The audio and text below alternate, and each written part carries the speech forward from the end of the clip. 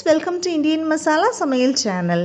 இன்றைக்கி நம்மளோட கிச்சனில் தக்காளி தொக்கு எப்படி செய்யலாம் அப்படின்றத பார்க்கலாம்.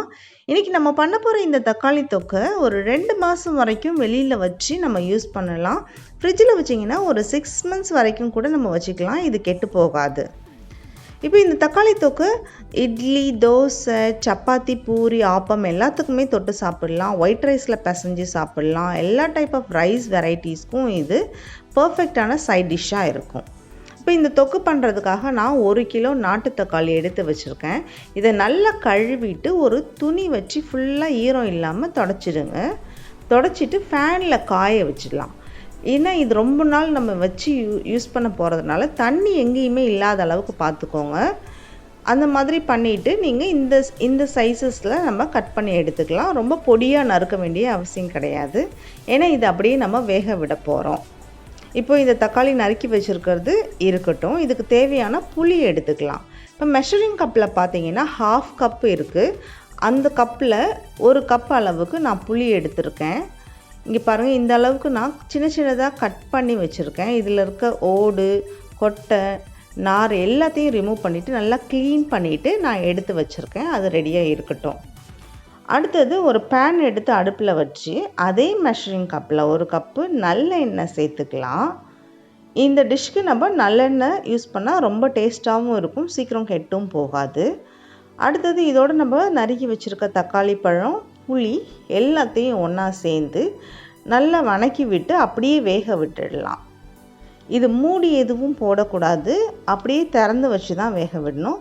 மூடி போட்டிங்கன்னா அதில் இருக்க அந்த ஸ்டீம்லாம் திரும்பவும் பட்டு கொஞ்சம் தண்ணியெல்லாம் உள்ளே இறங்கும். அப்போ தண்ணி உள்ளே இறங்குச்சுன்னா நம்ம ரொம்ப நாள் வச்சுருக்க முடியாது, சீக்கிரமாக கெட்டு போக சான்சஸ் இருக்குது. அதனால் இப்படி ஓப்பன்லேயே வச்சு வேக விடுங்க. பாருங்கள், இது ஒரு பாதி அளவுக்கு வெந்திருக்கு. இன்னுமே நல்லா மேஷ் ஆகிற அளவுக்கு நம்ம வேக விடலாம்.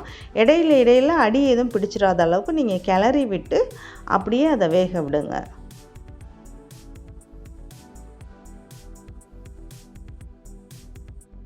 இப்போ இது ஓரளவுக்கு வெந்து வந்துடுச்சு. இந்த ஸ்டேஜில் நான் அதே மெஷரிங் கப்பில் ஒரு 1/2 கப் அளவுக்கு உப்பு சேர்த்துருக்கேன், கல் உப்பு. இப்போ நம்ம போட்டிருக்க புளியோட புளிப்பு, தக்காளியோட புளிப்புக்கு ஏற்ற மாதிரி நம்ம உப்பும் டிஃபர் ஆகும் எவ்வளோ வேணுன்றது.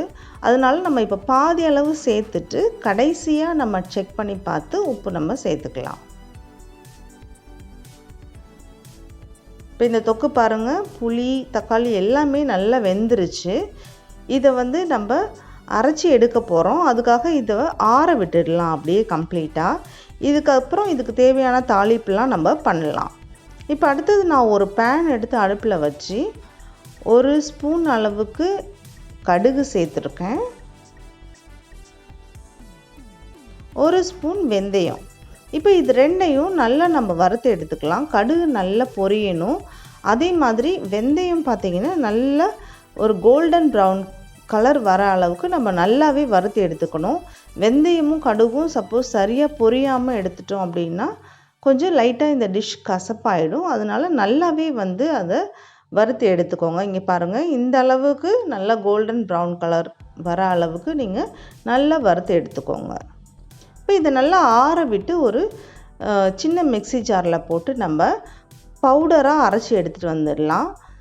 கரகரப்பாக இருக்கக்கூடாது, நல்ல நைஸான பவுடராக நீங்கள் அரைச்சி எடுத்துகிட்டு வந்துடுங்க. பாருங்கள், இந்த மாதிரி இருக்கணும். இப்போ இன்னொரு மிக்ஸி ஜார் எடுத்து வச்சு நம்ம ஆற வச்சுருக்க அந்த தக்காளி புளியை சேர்த்து நம்ம அரைச்சி எடுத்துகிட்டு வந்துடலாம். அரைச்சாச்சு பாருங்கள், ரெடியாக இருக்கட்டும். இப்போது இன்னொரு பேன் எடுத்து நம்ம அடுப்பில் வச்சு அதே மெஷரிங் கப்பில் 1 கப் அளவு நல்லெண்ணெய் சேர்த்துக்கோங்க. நல்லெண்ணெய் முடிஞ்ச அளவுக்கு தாராளமாகவே யூஸ் பண்ணிக்கலாம். இதில் 2 ஸ்பூன் அளவுக்கு கடுகு, 1/4 ஸ்பூன் வெந்தயம். இது ரெண்டுமே நல்லா பொரிஞ்சு வரணும். வெந்தயம் சரியாக பொரியாமல் இருந்துச்சுன்னா கசப்பாயிடும். அதனால் வெந்தயம் நல்லாவே பொரிஞ்சதுக்கப்புறம் தான் அடுத்ததை நம்ம ஆட் பண்ணணும். இதில் 4 காஞ்ச மிளகாய் சேர்த்துருக்கேன்.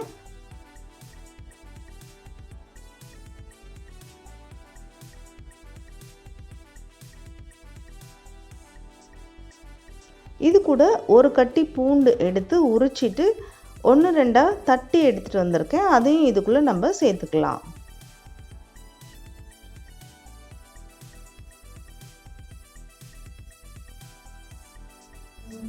இது கொஞ்சம் லைட்டாக வந்து கோல்டன் ப்ரௌன் கலர் வந்ததுக்கப்புறம் நம்ம இதில் ஒரு 1/2 ஸ்பூன் அளவு பெருங்காயம் சேர்த்துக்கலாம்.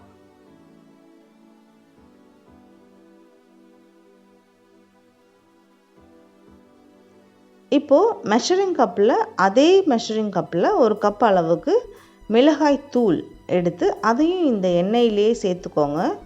சப்போஸ் நீங்கள் மிளகாய் தூள் போட்டதுக்கப்புறம் எண்ணெய் பத்தாத மாதிரி இருந்துச்சுன்னா கொஞ்சம் எக்ஸ்ட்ராவே எண்ணெய் நம்ம சேர்த்துக்கலாம். இப்போ நான் போட்டிருக்கிறது கரெக்டாக இருக்குது பாருங்கள்.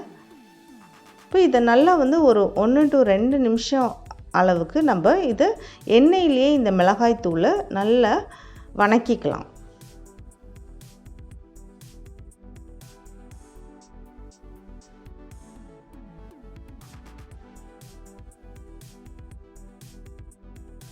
இப்போ நம்ம அரைச்சி வச்சுருக்க அந்த விழுதையும் இதில் சேர்த்துக்கலாம். தண்ணி எதுவும் ஊற்றி அலசி அந்த மாதிரி ஊற்றிடக்கூடாது. மிக்ஸி ஜாரில் இருக்கிறதெல்லாம் ஒரு ஸ்பூன் வச்சு நல்லா எடுத்து விட்டுடுங்க. எங்கேயுமே தண்ணி இல்லாத அளவுக்கு பார்த்துக்கோங்க. இப்போ இதை நல்லா கிளறி விட்டுக்கலாம்.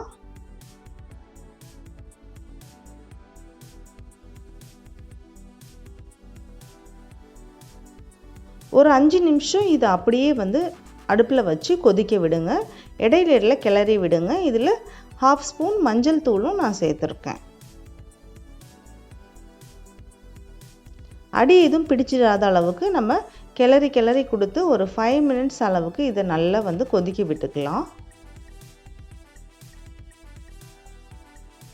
இந்த ஸ்டேஜில் உப்பு செக் பண்ணி பார்த்துக்கலாம். உப்பு கம்மியாக இருந்ததுனால நான் இன்னுமே வந்து ஒரு 2-3 ஸ்பூன் அளவுக்கு உப்பு நான் சேர்த்துருக்கேன். அதையும் போட்டு நல்லாவே கிளறி விட்டுடுங்க.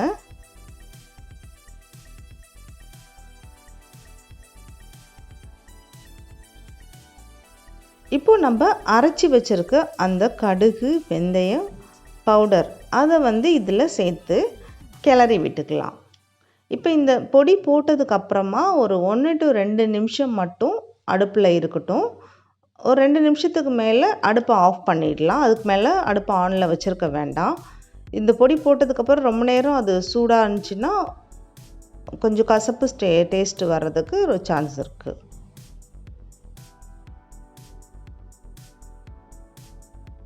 இப்போது இந்த தொக்கு ரெடி ஆகிடுச்சு. இதை வந்து நம்ம இப்போவே எடுத்து ட்ரான்ஸ்ஃபர் பண்ண வேண்டாம். இது இந்த பேன்லேயே இருக்கட்டும். இதை வந்து நெக்ஸ்ட் டே ஒரு 24 hours கழித்து நம்ம ஓப்பன் பண்ணி பார்த்தோன்னா இதில் இருக்க எண்ணெயெல்லாம் நல்லா பிரிஞ்சு வந்துடும். அதுக்கப்புறமா நம்ம வந்து என்ன பண்ணலான்றதை பார்க்கலாம். இப்போ இதை நல்லா கம்ப்ளீட்டாக ஆறுனதுக்கப்புறம் இதை நம்ம ஒரு மூடி போட்டு மூடி வச்சுட்டு நெக்ஸ்ட் டே நம்ம திறந்து பார்க்கலாம்.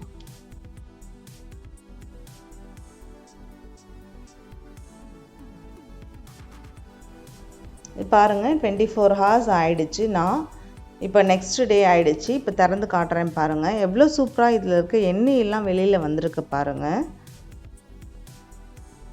இந்த தொக்கோட அளவு கம்மியாக இருக்குது. ஏன்னா நான் கொஞ்சம் தக்காளி தொக்கு நான் நேற்றே எடுத்து யூஸ் பண்ணிட்டோம். அதனால் இது கொஞ்சம் கம்மியாக இருக்குது. இந்த மாதிரி எண்ணெய் நல்லா வெளியே வந்திருக்கு. சப்போஸ் எண்ணெய் எதுவும் வெளியே வராமல் இருந்துச்சுன்னா நீங்கள் ஒரு குழிக்கரண்டி அளவுக்கு நல்லெண்ணெயை நல்லா சூடு பண்ணி அதில் ஊற்றிட்டு நம்ம அப்படியே வந்து ஒரு பாட்டிலில் எடுத்தோ எதுலேயோ ஏதோ ஒரு கண்டெய்னரில் நம்ம போட்டு நல்லா ஸ்டோர் பண்ணி வச்சிடலாம். ரொம்ப அருமையான தக்காளி தொக்கு சூப்பராக ரெடி ஆகிடுச்சு. நீங்களும் இதே மாதிரி செஞ்சு உங்கள் ஃப்ரெண்ட்ஸ் அண்ட் ஃபேமிலியோட ஹாப்பியாக என்ஜாய் பண்ணுங்கள். இந்த சேனலை இன்னும் சப்ஸ்கிரைப் பண்ணாமல் இருந்தீங்கன்னா சப்ஸ்கிரைப் பண்ணி வச்சுக்கோங்க. Happy to cook.